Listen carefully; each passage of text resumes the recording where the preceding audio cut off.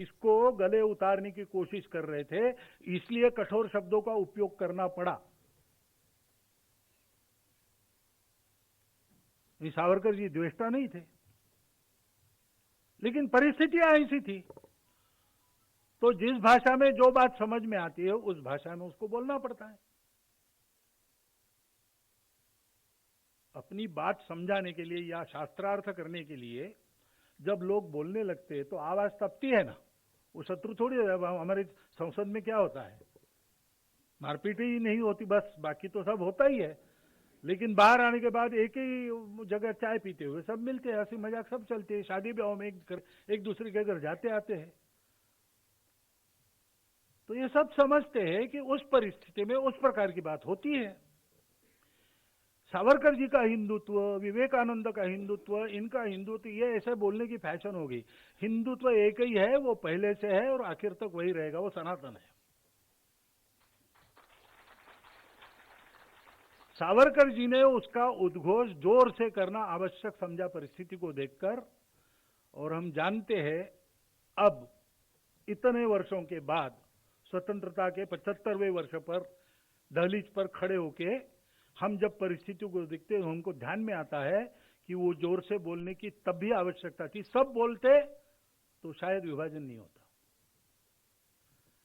क्योंकि जिनको समझाया जा रहा था हमारे देश में कि आप अलग हो, आपकी पूजा, आप अलग रहो नहीं तो ये खा जाएंगे आपको, यही डर भरा गया ना।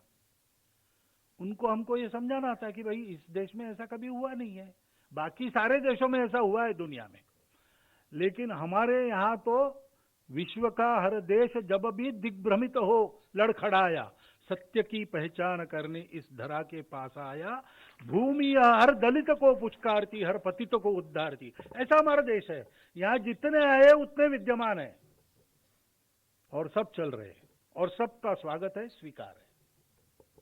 इसलिए अलगाव की बात मत करो, विशेष अधिकारों की बात मत करो। एक बार प्रमोद जी महाजन नागपुर में आए और पहली बार नागपुर के मोमिनपुरे में उनका कार्यक्रम रखा गया, सार्वजनिक भाषण। बीजेपी के प्रति कुतूहल लोगों का जाग रहा था। मैं तो बीजेपी में काम वगैरह करता नहीं हूं, किया नहीं है, लेकिन मैं संघ का प्रचारक हूं, तो समाज में क्या चलता है मेरे कान पर आता है, और मैं उस समय नागपुर का प्रचारक था। तो सिलेक्टेड मुसलमानों के बुद्धिजीवी ऐसे 750 लोगों को बुलाया था, 1000-1200 लोग थे उस सभा में, बुलाए वो तो सब आए ही थे। प्रमोद महाजन ने वह विषय रखा कि देखो हम राम मंदिर वाले हैं, उसके लिए आंदोलन कर रहे हैं और हमको आपके वोटों की बिल्कुल आशा नहीं है,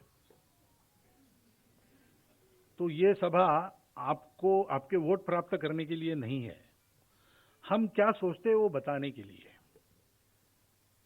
हम आपको वोटर के नाते देखते ही नहीं, हम आपको अपने देश के एक नागरिक, हमारे भाई के नाते देखते हैं, और इसलिए हम अपेक्षा करते हैं कि सूखी रोटी हम खा रहे तो हम आधी आपको देंगे, आधा आधा बांटकर खाएंगे। हम ये भी कहते हैं कि हम सूखी खाएंगे और आपको जलेबी देंगे, ये होगा नहीं, और आप खाने में हिस्सेदार जरूर हो, कोई आपका हिस्सा नकार नहीं सकता, वैसे आप कर्तव्य के भी भागीदार हो, उसका हिस्सा आप नहीं नकार सकते। इसको आपको मानना है तो मानो, बाकी लोग आपको वोटर खुशामद करके पीठ में छुरा भूखने वाले लोग हैं। हमारी भाषा सरल है, हम क्या करने वाले बता रहे थे, अपीजमेंट ऑफ नन, ये हमारा नारा है, well being of all, appeasement of none. Savarkar ji ने यही कहा था। स्वतंत्रता की उनकी जो कल्पना थी, उसमें जैसे जो जो उत्तम उदात्त उन्नत महन मधुर वह सब स्वतंत्रता भगवती तेरे साथ इस भूमि पर आएगा, ये उनकी आशा थी। और तंत्र के बारे में उन्होंने बहुत गहन विचार करके बातें कही थी, एक के बाद एक उनकी भविष्यवाणी सत्य होती हुई हमने अनुभव की है।